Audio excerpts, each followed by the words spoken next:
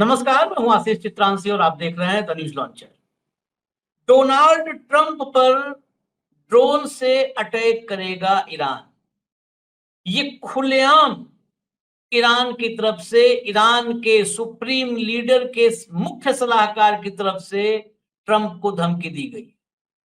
यानी Iran Israel युद्ध जो शुरू हुआ था, जिसके सीज फायर की बात की जा रही है, अभी उस सीज फायर पर भरोसा मत कीजिए। मिडिल ईस्ट में हालात और भयावह हो चले हैं। शायद उसकी वजह हमास के साथ सीज फायर करना होना है, क्योंकि हमास हो, हूती हो, हिजबुल्लाह हो, ये सब के सब ईरान के लिए प्रॉक्सी के रूप में काम करते हैं। और ईरान के साथ इजराइल और अमेरिका ने जो किया है, वो मामला इतनी आसानी से खत्म होता हुआ नजर नहीं आ रहा है।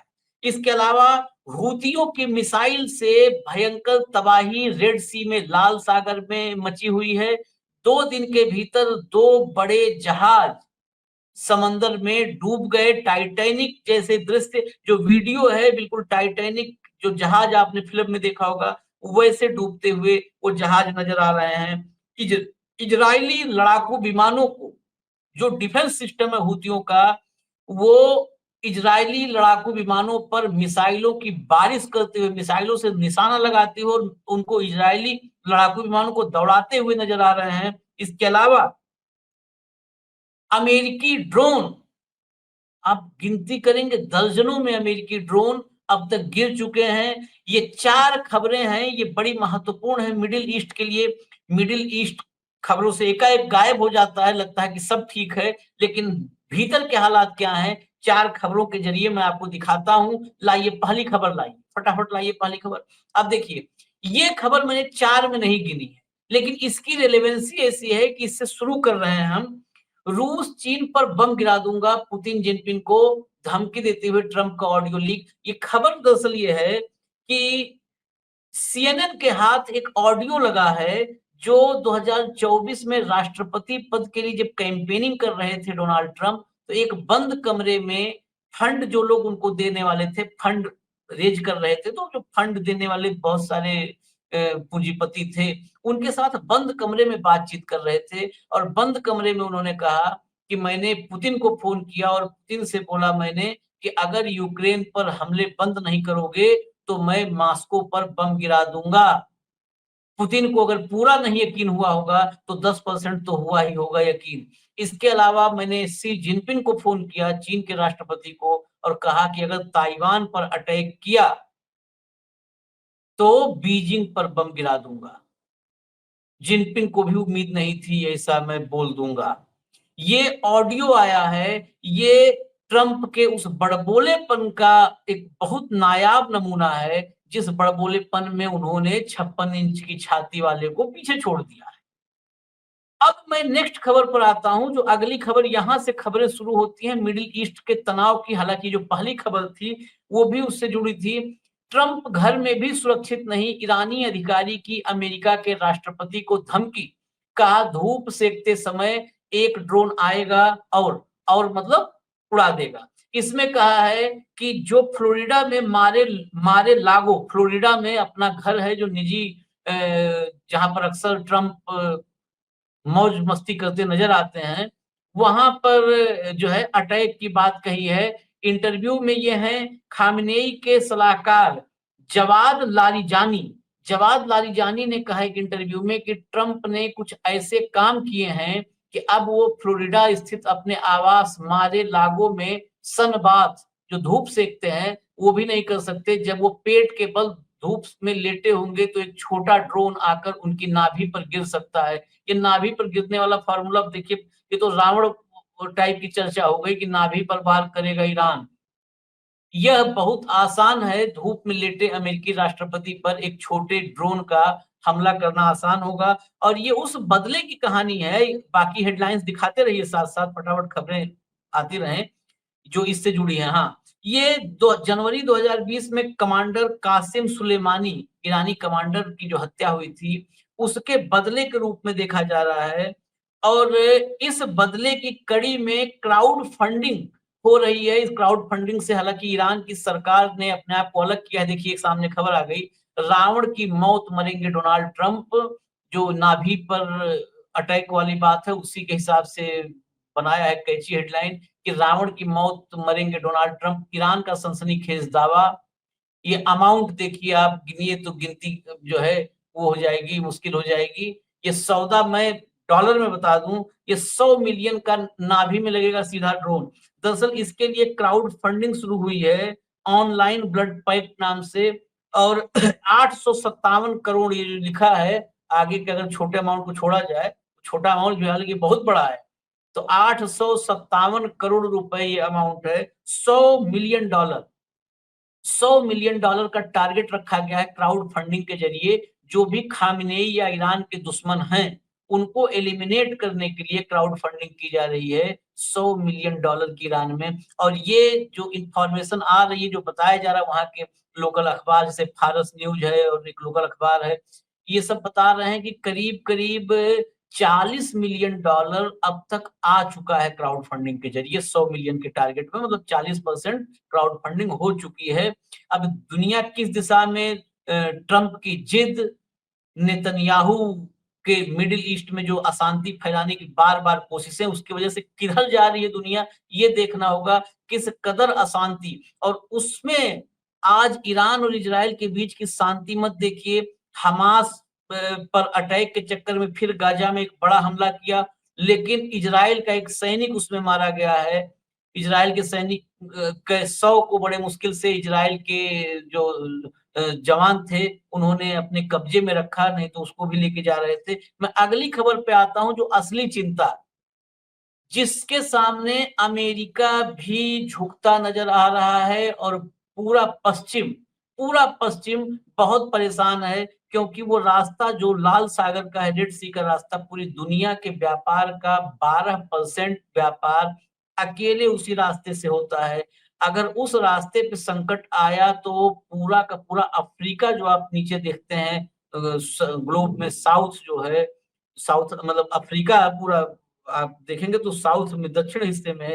पूरे अफ्रीका को उसकी चौहद्दी जो है पूरे अफ्रीका कॉन्टिनेंट की, उसको पार करके फिर व्यापार करना पड़ेगा। लॉजिस्टिक्स बहुत महंगे हो जाएंगे, और खासकर कच्चा तेल, पेट्रोलियम उत्पाद, इन पर बहुत भारी असर पड़ेगा। और वैसे ही अगर देखें तो 7 दिन के अंदर जो 43 जहाज डेली निकल रहे थे, वो 43 से 30 आ गए। ये बहुत बड़ी, और इसीलिए कच्चे तेल की कीमतों में, जब मैं आज ये वीडियो बना रहा हूँ तो कच्चे तेल की कीमतों में मार्केट में बड़ी उछाल है। अब ये हूती जो 2014 में यमन में काबिज हो गया, यमन की सरकार को अपने नियंत्रण में ले लिया हूती ने। यमन हूती ही चलाता है, ऑफिशियली चलाता है, वहां से ऑफिशियल स्टेटमेंट्स जारी होते हैं दुनिया भर के लिए। हूती इतना सक्षम कैसे हो गया हम वो बताएंगे, लेकिन 2 बड़े जहाज गिराया है, आप खबर लाइए।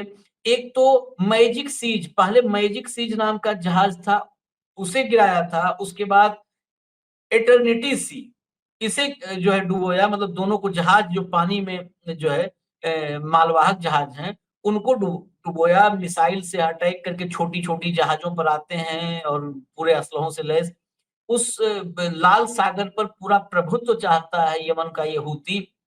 और हूती हमास और ईरान, इनके साथ, मतलब फिलिस्तीन और ईरान के साथ जो एक त्रिकोण बना है, लेबनान में हिजबुल्ला, यमन में हूती, फिलिस्तीन गाजा में हमास, और ये सारे के सारे ईरान के लिए बड़ी मजबूती से प्रॉक्सी का काम करते हैं। खबरें और जो भी अगर हमले से, अटैक से जुड़ी हैं तो आप दिखाते रहो, आप, मैं बताता रहूंगा पूरा मामला। इजराइल पर दरअसल हूती ने नाकाबंदी का ऐलान कर रखा है कि इजरायली बंदरगाहों से व्यापारिक जहाज ना आए जाएं, वहां आएंगे जाएंगे तो टारगेट पर होंगे। इन दोनों जहाजों पर आरोप है हूती का कि इन्होंने उस नाकेबंदी का उल्लंघन किया, और इसीलिए हूती ने इन पर अटैक किया लाल सागर में। ईयू के नौसैनिक मिशन, जो यूरोपियन यूनियन है, उसका नौसैनिक मिशन है ऑपरेशन स्पाइड्स, ने इसकी पुष्टि कर दी है कि अटैक हुआ। पहले तो मैजिक सीज को जो है डुबोया था समंदर में। उसके बाद ये जो एटर्निटी सी है, एटर्निटी सी में बड़ी, मतलब एक दुखद बात ये है कि 4 नाविक जो उसमें क्रू मेंबर, आप कहीं से अंग्रेजी फ्लाइट्स में क्रू मेंबर कहते हैं तो समझ पाते हैं, क्रू मेंबर जो है उसमें से 4 की मौत की खबर अब तक है, 15 अभी भी लापता बताए जा रहे हैं। हालांकि हूती के तरफ से ये कहा गया है कि कुछ क्रू मेंबर्स को उन्होंने खुद ही, उनका मकसद जहाज डुबोना होता है, उनका मकसद है कि वो जो अपना आधिपत्य जिस क्षेत्र पर बता रहे हैं वहां पर उनके आदेशों को माना जाए। तो कुछ क्रू मेंबर को उन्होंने सुरक्षित बचाया है। एक तो उसमें इंडियन गार्ड भी था, उसे भी जो बचाए गए हैं उनमें से एक वो भी है। कुछ लोगों को जो बाकी जो है राहत और बचाव दल ने बचाया, उसमें भारतीय गार्ड बचा है और वही लोग बचे हैं, ये 5-6 जो बचाए गए अब तक जिनकी ऑफिशियल इंफॉर्मेशन है, ये 24 घंटे तक समंदर में तैरते रहे और जो उस समय तक सर्वाइव कर पाए वो 6 बचे हैं, 5-6 बचे हैं।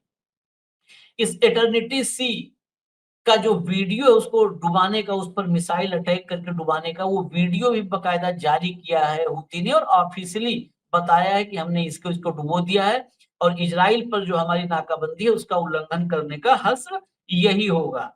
अब हम आते हैं उस विषय पर कि ये इजराइल और ईरान में, ईरान की ताकत तो दुनिया ने देख ली, ये हूती आखिर इतना ताकतवर कैसे हो गया या क्यों इतना ताकतवर है, जिसको आप देखिए हमास पर लगातार अटैक करके इजराइल फिर भी उसको नियंत्रित कर रहा है, तबाही मचा रहा है। हूती का अभी बाल बाका नहीं। अमेरिका ने हूती के साथ समझौता किया पिछले साल, एक शॉर्ट टर्म समझौता होता है, शॉर्ट टर्म समझौता किया, हूती पर अटैक करना शुरू किया था अमेरिका ने। जब नाकामी ही नाकामी लगी और भारी नुकसान अमेरिका को हुआ तो शॉर्ट टर्म किया एक जो है एग्रीमेंट। उसके बाद अभी अभी जब पहला जहाज डुबोया था उसके बाद और हूती ने एक मिसाइल फायर किया था इजराइल पर, आपको याद होगा हमने बताया था, आपको एक वीडियो दिखाया था, इजराइल पर मिसाइल अटैक किया हूती ने। उसके जवाब में अल हुदैद और 2 और बंदरगाहों पर, वहां के एक पावर स्टेशन पर इजराइल ने जोरदार हमले की तैयारी की, जोरदार हमले की और इजराइल आईडीएफ ने बताया कि उसने 4 जगहों पर भयंकर बमबारी की। जो फाइटर जेट्स थे इजराइल के, हूती के एयर डिफेंस सिस्टम ने उन पर दर्जनों मिसाइलों की जो है दाग दी, दर्जनों मिसाइल।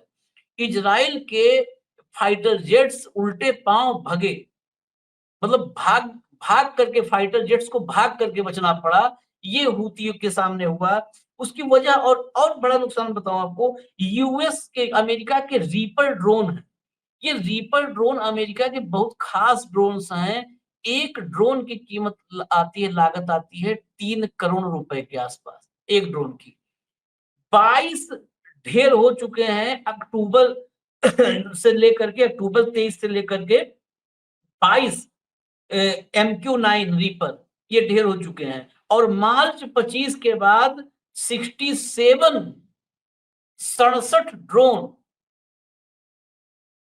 ढेर किए हैं हूती ने।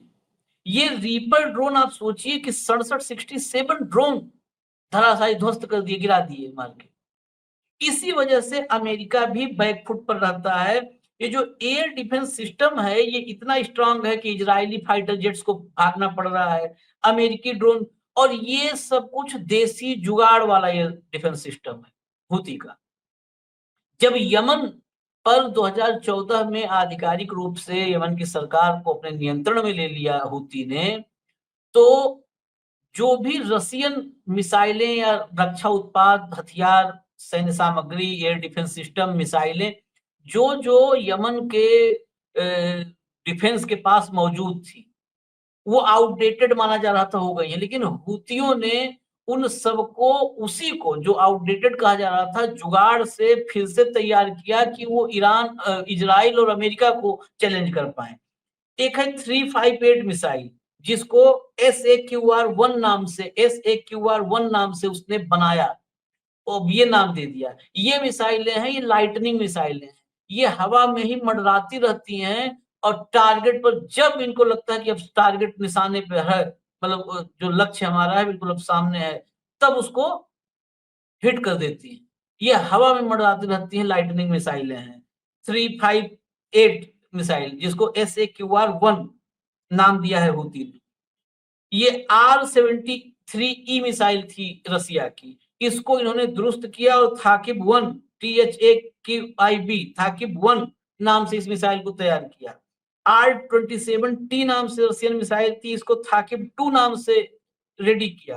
R-77 मिसाइलें थी, इसको थाकिब-3 नाम से जो है तैयार किया हूती ने। उसके अलावा बड़ी मिसाइल, जो ये छोटी मिसाइल है, बड़ी मिसाइल में S-75, ये S-75 मिसाइल रडार से संचालित करता है। बाकायदे उसने अपने कुछ जहाजों को, जैसे इन्हें तो डुबो दिया, कुछ बड़े जहाजों को हूती ने कब्जे में अपने लिया, उस पर रडार लगा करके वो अलग ऑपरेशन करते हैं, तो रडार से संचालित करते हैं। 2K-12 QUB, इस नाम से 2K-12 QUB ये मोबाइल सिस्टम है उनका। मोबाइल सिस्टम मतलब मोबाइल आप लेकर के आज यहाँ पर है, फिर 100 किलोमीटर आगे चले गए, 50 किलोमीटर। ये जो सिस्टम, मोबाइल सिस्टम है, ये फाइटर जेट्स को भी गिराने में सक्षम है। इतना ही नहीं, कंधे पर लेकर के घूमने वाले मिसाइल हैं, स्ट्रेला नाम से मिसाइल है, जो कंधे पर लेकर के घूमते हैं और कहीं से फायर कर देते हैं। स्ट्रेला नाम की मिसाइल है। ये मिडिल ईस्ट में जो आज के हालात हैं, एक बार फटाफट मैं सरसरी तौर पे बता दूं तो इजराइल ने हमास पर हमला किया, गाजा में हमला किया। गाजा में तो नागरिकों पर ही नॉर्मली हमले हो रहे हैं, लेकिन उसमें भी एक इजरायली सैनिक मारा गया। हूती ने 2 जहाज डुबो दिए, 4 क्रू मेंबर मरे, 15 लापता हैं। ईरान ने ड्रोन से टेक्सास के घर में, फ्लोरिडा के घर में ट्रंप को मारने की धमकी दी है। क्राउड फंडिंग हो रही है और तनाव मिडिल ईस्ट का अभी भी कम नहीं हुआ है। ट्रंप भले ही कह रहे हों कि ईरान उनसे बातचीत करना चाहता है, लेकिन ईरान के राष्ट्रपति मसूद पजेस्कियन ने बिल्कुल साफ कर दिया है कि अमेरिका ने हम पे हमला किया है, बातचीत की अभी कोई गुंजाइश नहीं है। मुझे इजाज़त दीजिए, मिडिल ईस्ट के अपडेट्स भी आप तक हम बीच-बीच में लाते रहेंगे, जो भी अपडेट्स होगी। तो हमें इजाज़त दीजिए, न्यूज़ लॉन्चर आप देखते रहिए। नमस्कार।